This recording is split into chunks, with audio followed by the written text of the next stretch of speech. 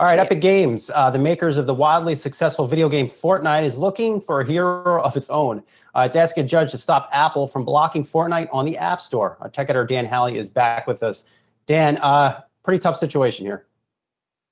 Yeah, this is part of the newly ongoing feud between Apple and Epic. Basically, what happened originally was Epic, in a rather calculated move, decided that they were going to add a workaround to their app Fortnite that allowed players to pay Epic directly rather than going through Apple's App Store payment system or Google's Play Store payment system, basically ensuring that Fortnite maker Epic gets all of the cash from those payments and circumventing the rules of both app stores. Now, Google and Apple have taken Epic's Fortnite out of their respective app stores.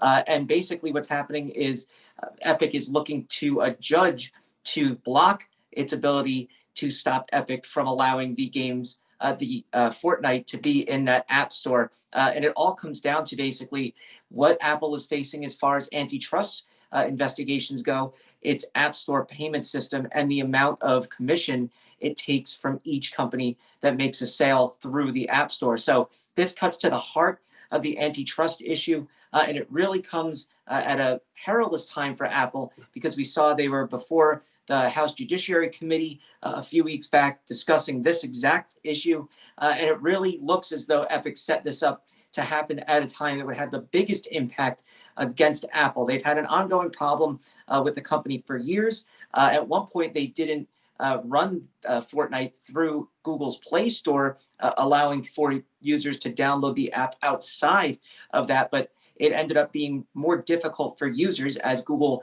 purposely does. And so they ended up working with the Play Store. But now, obviously, the big issue is with Apple and iOS.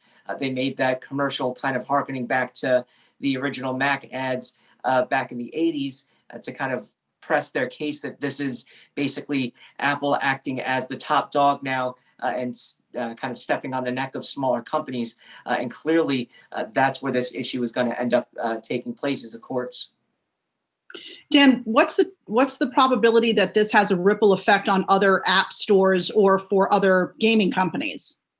I think, the gaming community likely will rally behind Epic. They don't, though, want to upset any kind of relationship they have with Apple right now, right?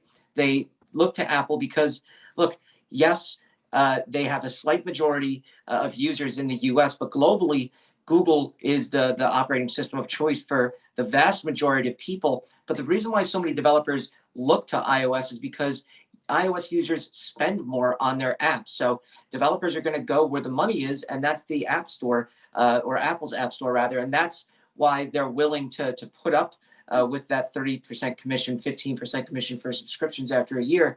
But I think this is the breaking point for a lot of companies, where they're saying, look, if Uber doesn't have to pay a 30% commission on every ride that's booked through their app, if Seamless doesn't have to pay a 30% commission, or Grubhub doesn't have to pay a 30% commission, then why should we? What makes us different? And that kind of goes to the argument of Apple saying that apps are all treated equally, and app makers like Epic saying that's not in fact the case. We're paying despite the fact that we're an app and others that have apps aren't. Hey investors, Zach Guzman here. Are you interested in learning more about the markets and getting the latest financial news? Well, then click right here to subscribe to our Yahoo Finance YouTube channel. Get the latest up-to-the-minute market analysis, big interviews in the world of finance, and information on how to manage your money every day wherever you are.